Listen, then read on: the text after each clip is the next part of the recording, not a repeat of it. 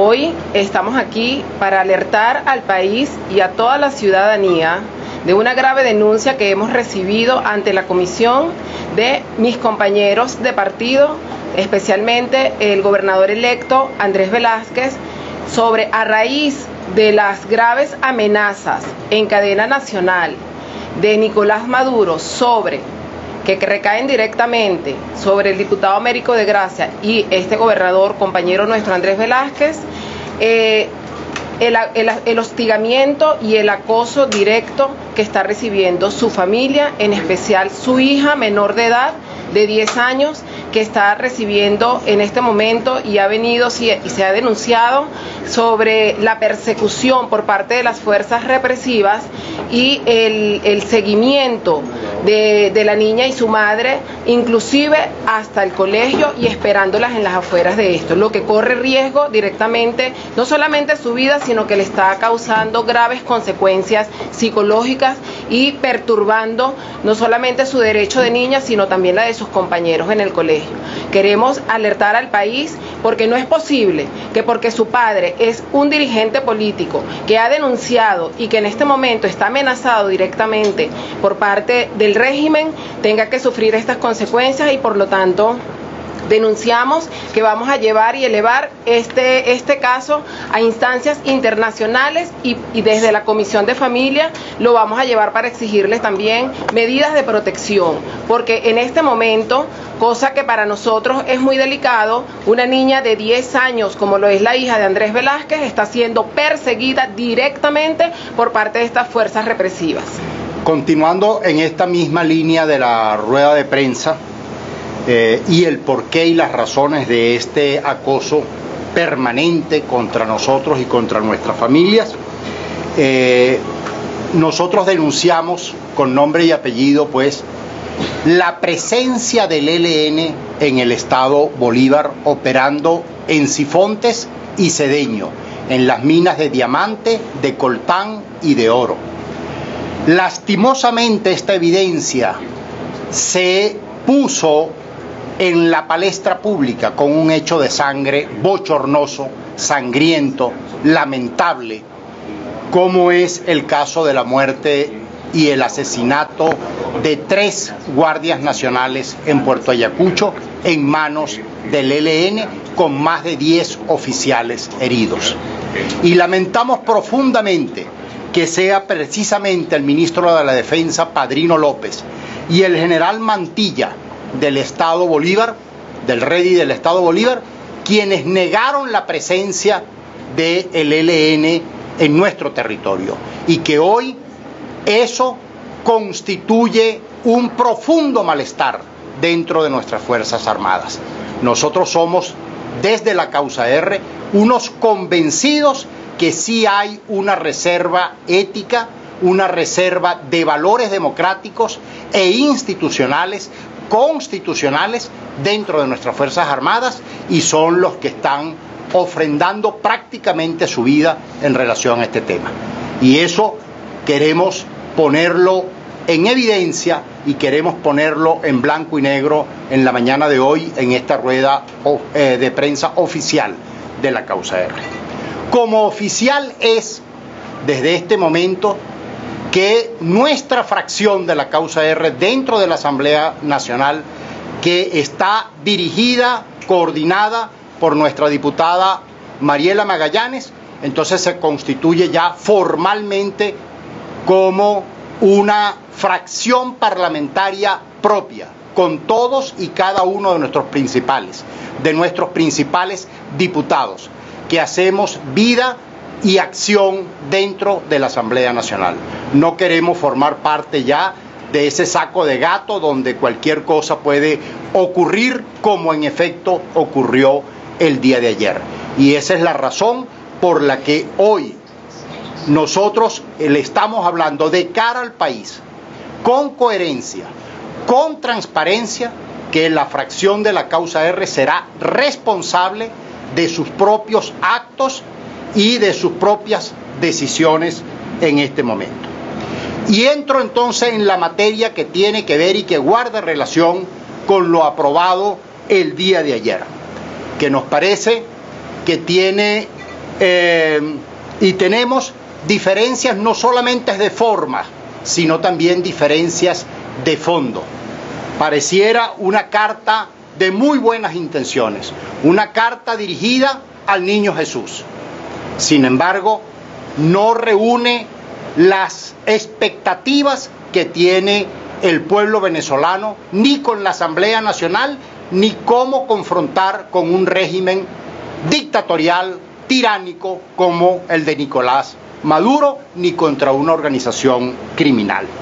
La primera cosa que queremos advertir y alertar, y por eso lo de la fracción, nosotros no teníamos conocimiento sino minutos antes del acuerdo que fue presentado en la Asamblea Nacional, y que esta directiva o esta gente que aprobó el acuerdo querían que nosotros simplemente fuéramos unos diputados de utilería para levantar la mano sin derecho prácticamente a tener acceso al fondo y a la forma del documento.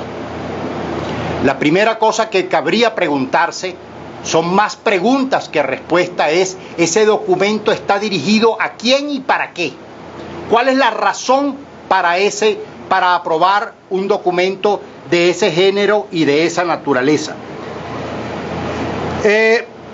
Lo primero que queremos también resaltar es que el país ya no aguanta más secretismos. En este caso, todo lo que haga y lo que hagamos los dirigentes políticos, los que nos llamamos líderes en Venezuela, tenemos entonces que hablar de cara al país en medio de la transparencia que ya hemos mencionado. ¿Creemos en la unidad? Sí, en la unidad de propósito, como lo dijimos ayer, y en la unidad de estrategia. La unidad no puede ser simplemente una sopa de letra donde entra cualquier cosa y que cualquier cosa puede ser perfectamente convalidada. Esa no es la unidad, ni que requiere la circunstancia del país para tratar un tema tan grueso como es el caso de la transición, como para nosotros despedirla simplemente porque nos pusimos de acuerdo en una carta al niño Jesús, toda bonita y toda arregladita, para presentarnos ante el país unido. Esa no es la unidad que quiere el país. La unidad que quiere el país es una unidad también de compromiso, de estrategia, de propósito y de objetivos suficientemente claros. Por ejemplo, un detalle del acuerdo. Dice acuerdo político. ¿Qué significa acuerdo político? Una salida con acuerdo político. ¿Qué significa eso? ¿Cómo se come eso? ¿Cómo le explicamos nosotros a los ciudadanos venezolanos qué significa un acuerdo político para salir del régimen?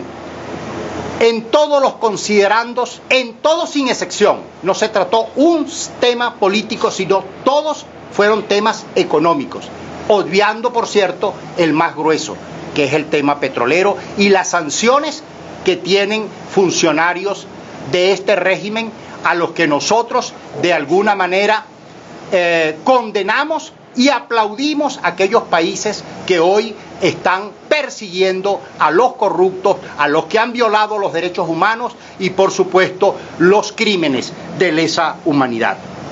Habla de pérdida de legitimidad, refiriéndose a Maduro, y no de desconocer a Maduro. Eso es un tema de fondo, porque aquí de lo que se trata es de desconocer a Maduro, y especialmente a partir del 10 de enero.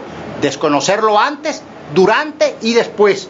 Y ese es un tema neurálgico para nosotros y para poder tener libre entendimiento entre los que nos decimos en oposición. Y no puede haber, en el supuesto de que lo haya, negociación sin presión.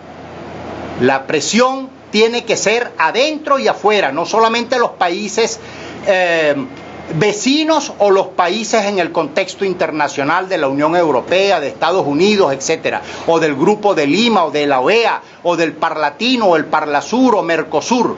Tiene que ser también a nivel interna la presión. Aquellos que pretenden calmar la calle no pueden contar entonces con la causa R. No existe negociación sin presión, pero tampoco hay negociación buena con negociadores malos. Y eso tiene también que quedar claro para los efectos no solamente de la causa R, sino del país. Y por eso nosotros insistimos en aprobar lo que aprobamos el martes antes pasado, cuando nombramos como justamente indeseable al señor Zapatero como representante de cualquier fórmula con respecto a Venezuela. Se autodescalificó con su accionar. Y eso, por eso para nosotros, el tema de la negociación, que nosotros no la satanizamos, pero sí queremos poner condiciones clarísimas y con presión también interna desde la calle. Habla el documento de transición ordenada. ¿Qué es transición ordenada? ¿Qué significa una transición ordenada? La Constitución Nacional de Venezuela, en su artículo 333 y 350, no habla de transición ordenada. Habla de reponer el orden constitucional a como dé lugar con lo que tengamos a mano. Esa es una diferencia de fondo con quienes hoy tenemos justamente esta diferencia, y que ayer, justamente por no conocer en profundidad el documento, porque nos los presentaron entre gallos y medianoche, nosotros no estábamos en condiciones ayer de dar una opinión, pero teníamos la ligera sospecha de que eso no era sencillamente para favorecer al país. Y eso tiene que quedar suficientemente claro. Y este propósito, la causa R sigue siendo un instrumento del pueblo venezolano, en especial del pueblo trabajador, para poder salir de la inmensa tragedia que hoy embarga a todos los venezolanos dentro y fuera del país. Y digo fuera del país porque todo el mundo sabe que hay más de 4 millones de venezolanos en diáspora, peregrinando en éxodo masivo, aguantando hambre, lavando poseta precisamente, justamente porque aquí no tienen derecho ni siquiera a eso, ni siquiera a lavar poseta, porque no hay trabajo. ¿Qué organizaciones políticas firmaron ese acuerdo? ¿Qué piensa usted de esa organización? ¿Están pactando con el gobierno surrepticiamente?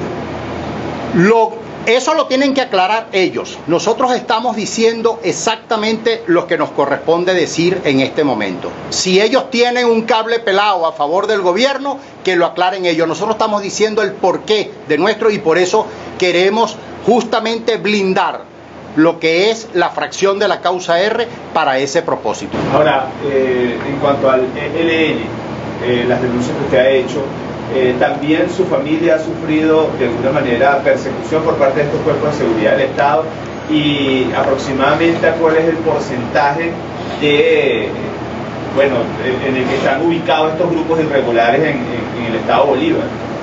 No, porcentaje no tengo. Tenemos ubicación de sus coordenadas en donde están ubicados. Bochinche, el municipio Sifonte, Anacoco, San Martín de Turumbán, municipio Sifonte, que es la capital es Tumeremo, el municipio Cedeño, en las minas de San Vicente de Paúl, que son de diamante, y en el municipio Cedeño también, al sur de Caicara, al Orinoco, en Parguasa.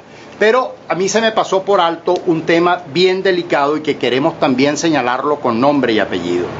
Le dieron la tarea al DIGESIN, Alexander Granco Arteaga, con nombre y los dos apellidos, Alexander Granco Arteaga, de neutralizar a Andrés Velázquez y Américo de Gracia. En términos militares, todo el mundo sabe lo que significa neutralizar. Yo quiero advertir a la opinión pública nacional y a la opinión pública internacional de estas amenazas permanentes del gobierno, así, con nombre y apellido. Ese fue el mismo personaje que hoy está en Guayana, el mismo personaje que operó en la masacre del Junquito contra Oscar Pérez. De manera que nosotros tenemos que advertir y alertar de toda esta situación irregular, y me imagino que deben de estar todavía dolidos porque nosotros los hemos ido desenmascarando de manera pública. ¿Cómo estafan a la nación? cómo roban, cómo la saquean, cómo liquidan cualquier posibilidad incluso de recuperarnos hidroeléctricamente, de recuperarnos en materia de ambiente, de recuperarnos de manera hídrica con nuestros ríos, etcétera, y por supuesto la pérdida de la soberanía, que significa el involucrar a cuerpos y ejércitos extranjeros en tareas que se supone están reservadas constitucionalmente, de manera exclusiva, de manera monopólica a las Fuerzas Armadas, cosa que nosotros estamos de acuerdo porque ese es el deber ser. ¿Hay desplazados, diputados? Por supuesto, y lo hemos dicho con nombre y apellido, hay más de 4.000 guaraos viviendo hoy, no es que me lo contaron, es que estuvimos allí, en Manaos, Brasil. Están hospedados y por eso le agradecí públicamente al gobierno brasileño que esté atendiendo a este grupo de hermanos indígenas del territorio guayanés.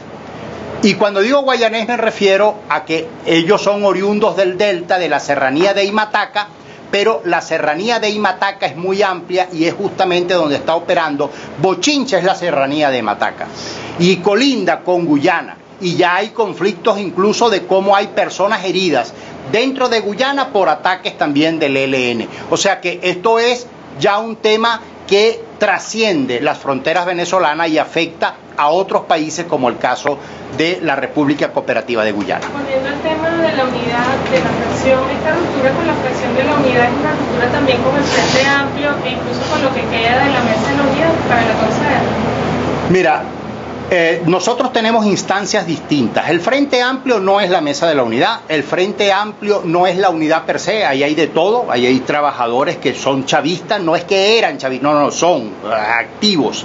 O sea, creen en Chávez, aman a Chávez, adoran a Chávez y sin embargo están aquí por todo lo que alegó nuestro compañero Alfredo Ramos. De manera que el Frente es una cosa, la Mesa de la Unidad es otra, la composición de la Asamblea Nacional es otra. Nosotros no estamos rompiendo absolutamente con nadie, lo que estamos es blindando también nuestros espacios, porque en esto nosotros también tenemos que cuidar la única cosa que en política se puede cuidar, que es el prestigio. Claro. Nosotros no tenemos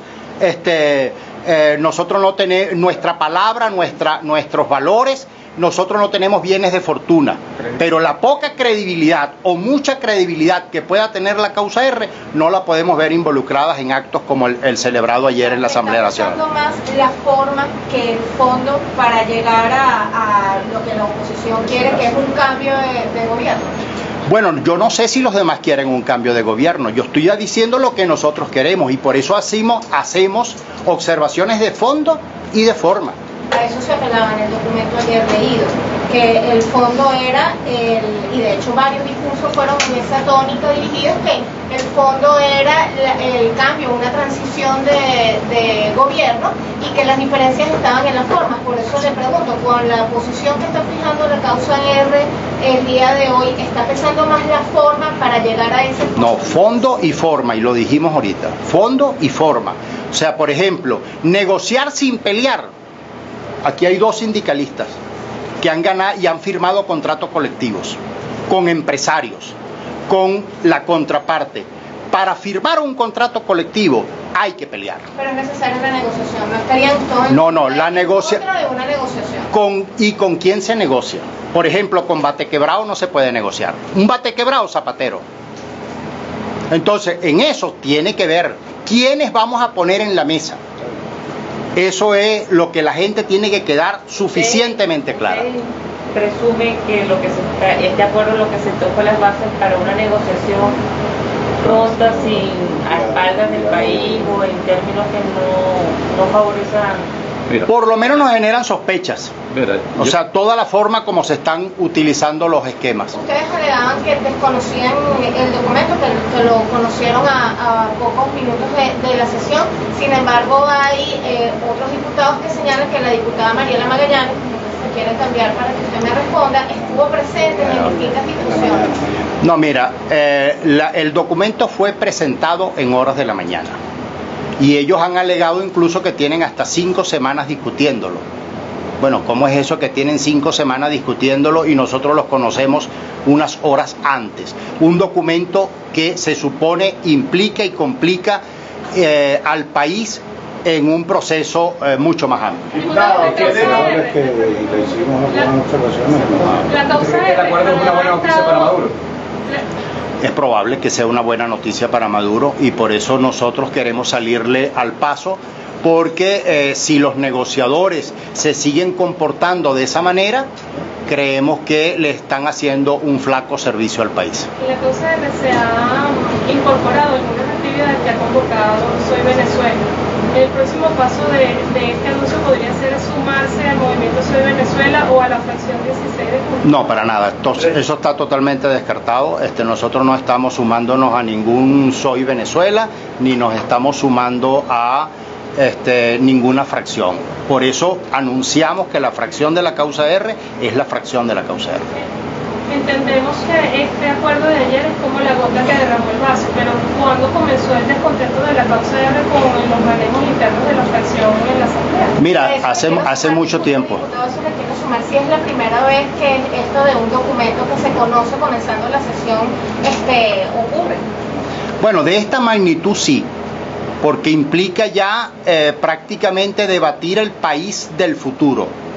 Y entonces no se puede hacer de la manera como los compañeros quieren hacerlo. Bueno, una última pregunta. ¿Tienen ustedes idea quién entonces redactó este documento y si estas personas estarían entonces en conversación con el gobierno de Nicolás Maduro? No sabemos quién lo redactó y por eso hacemos las observaciones que hemos estado haciendo. No me respondió la pregunta de cuándo inició el descontento de la causa con la fracción. ¿Qué otros elementos los llevaron a esto? Bueno, nosotros tenemos días y meses, incluso cuando se nombraron las comisiones, nosotros mostramos un descontento abierto porque no se puede seguir haciendo política de espaldas al país. Hay que hacerlo de manera transparente.